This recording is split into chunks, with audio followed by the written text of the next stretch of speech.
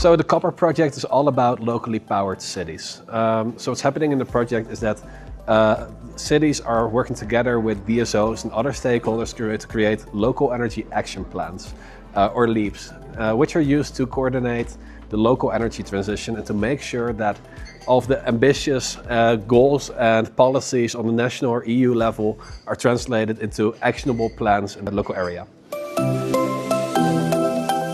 So the Copper project consists out of 13 partners, of which 7 are pilot partners. We have 2 companies in the consortium. We have 2 network organizations, amongst which ETSO, and we have 4 knowledge partners. The project started in October 2023 and it will run until September 2027. Well, actually, we already achieved a lot. We're progressing quite a lot in terms of the local energy action plans. Noteworthy things that are happening right now, especially when it comes to the relationship between cities and DSOs, because city-DSO collaboration is quite a big part of the project. We see that more and more of the cities are actually actively looking towards their DSOs, creating strategic and tactical planning cycles to really make sure that they're aligned and going in the same direction.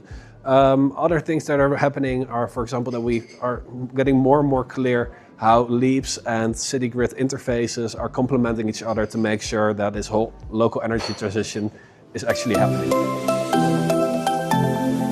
So we're solving a few problems. One of them is really inefficient planning. What we saw in the past is that cities have their plans, DSOs have their plans, there's more strategic things out there, and the issue is that sometimes they don't always correspond and they go in different directions. So what we try to do is to create really one cohesive plan to make sure that everyone is on the same page and going in the same direction, which helps us solve things like grid congestion, which makes sure that all of the things that are happening in the grid on the local level are becoming more visible.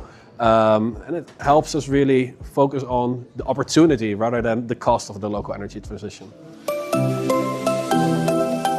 So there's a few barriers, of course. One of the things that we see is that, of course, while we see cities and DSOs starting to collaborate more and more, it's still quite a novel thing, and there's still a lot of work to be done to make sure that this becomes a sustainable relationship where they both keep going in the same direction. So that still is something that needs to be worked on. We see, of course, that data sharing is one of the issues where not all of the people that need access to data have the same knowledge and access rights.